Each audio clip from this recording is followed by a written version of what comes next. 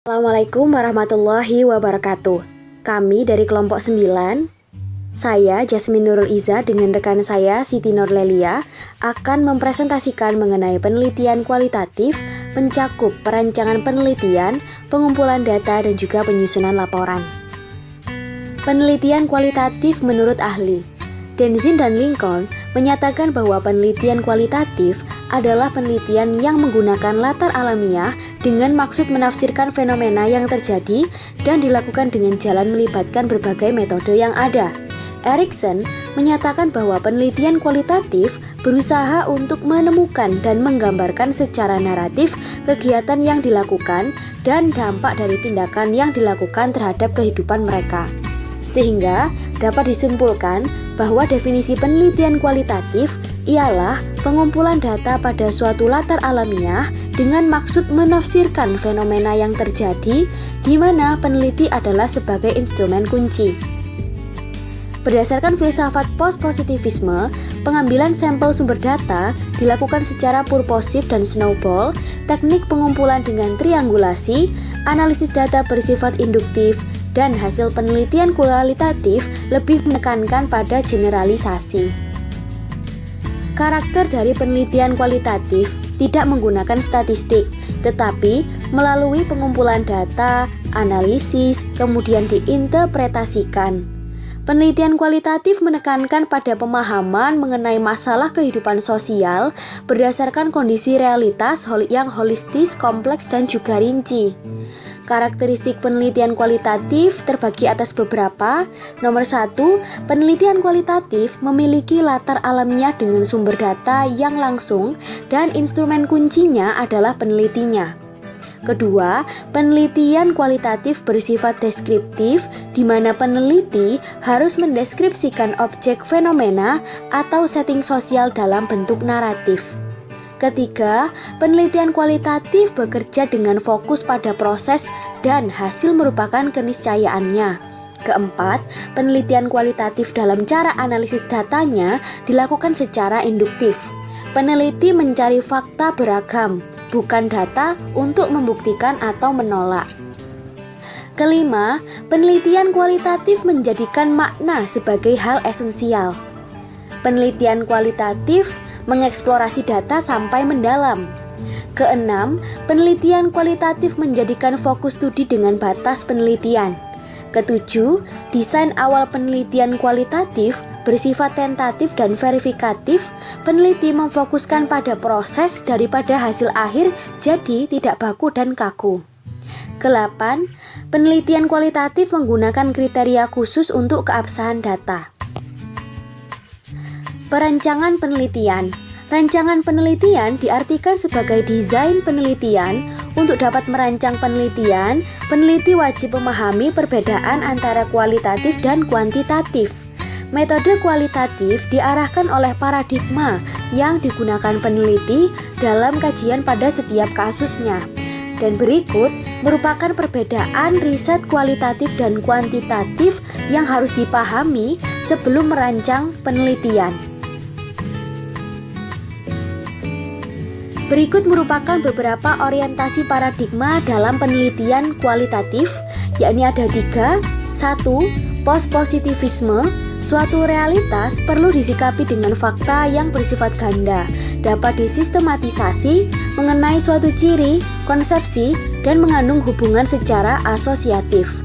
Post-positivisme ini terbagi menjadi 4. Yang pertama eksploratif, kedua eksplanasi, ketiga teoritis, dan keempat praktis.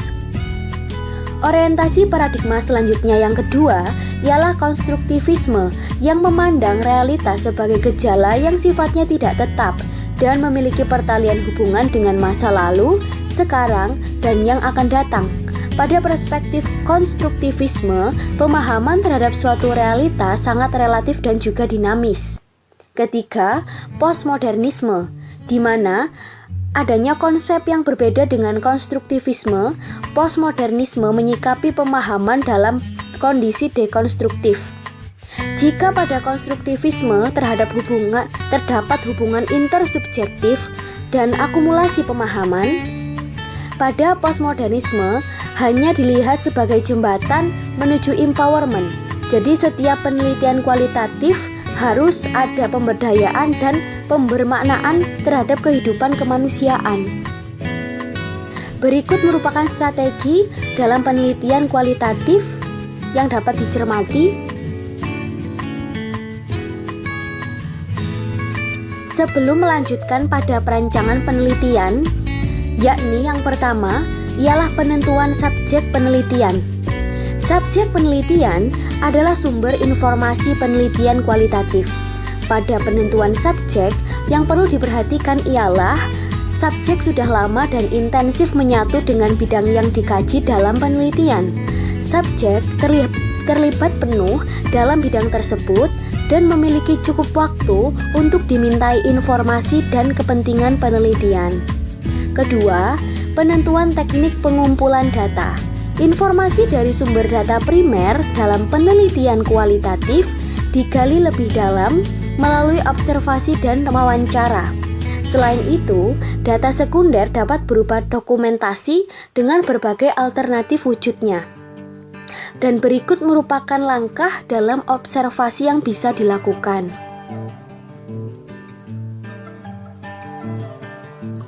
Selanjutnya, saya Siti Nuralia akan menjelaskan tentang pengumpulan data dan juga penyusunan laporan. Yang pertama adalah teknik pengumpulan data. Teknik pengumpulan data merupakan bagian vital dalam sebuah proses penelitian. Teknik ini terbagi menjadi dua, yaitu kualitatif dan kuantitatif. Secara singkat, teknik atau metode pengumpulan data merupakan salah satu metode penelitian untuk mengumpulkan berbagai data atau informasi yang terdapat di lapangan. Nah, beberapa cara teknik pengumpulan data ada 4 yang dibahas kelompok kami, yaitu wawancara.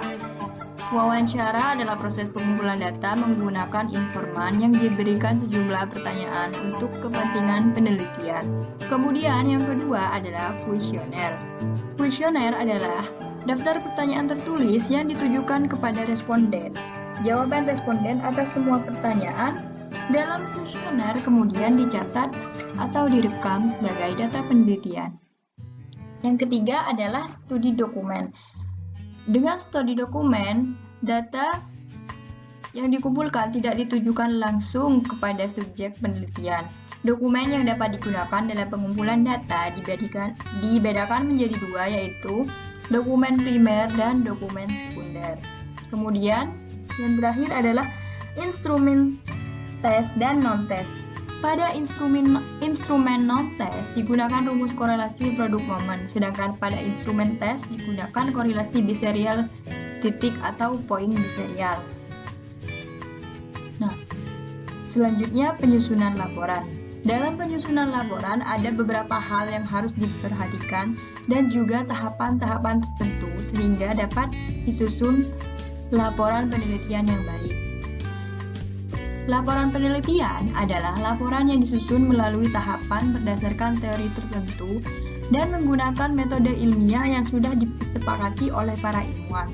Laporan penelitian merupakan bentuk tulisan ilmiah yang disusun berdasarkan data setelah penulis melakukan percobaan, peninjauan, pengamatan, atau membaca artikel ilmiah. Dalam teknik penyusunan laporan penelitian, ada beberapa hal yang harus diperhatikan. Ada 3 hal, yaitu yang pertama, menetapkan tujuan laporan penelitian. Pembuat laporan harus tahu untuk apa laporan dibuat dan siapa yang akan membaca laporan tersebut. Kemudian yang kedua adalah menentukan bahan laporan penelitian. Bahan-bahan laporan penelitian yang dapat digunakan adalah data-data penelitian sebelumnya, hasil wawancara, hasil angket, literatur pendukung seperti undang-undang, buku pedoman, petunjuk teknis, dan referensi yang relevan lainnya. Kemudian yang keempat ada dokumen pelengkap penelitian, hasil observasi di lapangan, hasil-hasil kegiatan, dan foto-foto terkait masalah penelitian dan sebagainya. Kemudian hal yang harus diperhatikan adalah menentukan cara pengumpulan data. Cara pengumpulan data yang dapat dilakukan adalah sebagai berikut. Yang pertama, membuat petunjuk pelaksanaan bagi peneliti yang menjelaskan sasaran dan penyesuaian kegiatan. Kemudian dapat dilakukan dengan melakukan wawancara, observasi, mengumpulkan dokumen, mengumpulkan data dan informasi dari sasaran, dan merekam situasi dan kondisi yang dapat mempengaruhi hasil penelitian. Dan yang keenam, mengevaluasi data-data yang telah dikumpulkan, dievaluasi untuk dibuat suatu simpulan. Kemudian yang terakhir, dapat membuat kerangka laporan sesuai dengan sistematika laporan yang ada. Kemudian, tahapan-tahapan pembuatan laporan penelitian. Ada 5 tahap pembuatan laporan penelitian, yaitu yang pertama adalah tahap persiapan. Tahap persiapan adalah ketika penulis menyiapkan diri, mengumpulkan informasi, merumuskan masalah, menentukan fokus, mengolah informasi, menarik tafsiran terhadap realitas yang dihadapinya. Dapat dilakukan dengan berdiskusi, membaca, mengamati, dan lain-lain yang memperkaya masukan kognitif yang akan diproses selanjutnya. Dalam tahap persiapan, dilakukan 2 hal, yaitu pemilihan masalah atau topik dan dipertimbangkan. Kemudian yang kedua, pembatasan topik atau penentuan judul. Kemudian, tahap yang kedua adalah tahap pengumpulan data. Pada tahap pengumpulan data, hal yang dilakukan antara lain yang pertama adalah pencarian berbagai keterangan dari berbagai sumber. Kemudian, yang kedua, pengumpulan keterangan dari pihak-pihak yang mengetahui masalah. Yang ketiga adalah pengamatan langsung atau observasi ke objek. Yang keempat, melakukan percobaan di laboratorium atau pengujian data di lapangan. Tahap ketiga yaitu tahap pengorganisasian atau pengonsepan. Pada tahap ini, kita melakukan penyeleksian data yang kita peroleh dari berbagai referensi dan sumber media yang membantu proses dalam karya ilmiah kita.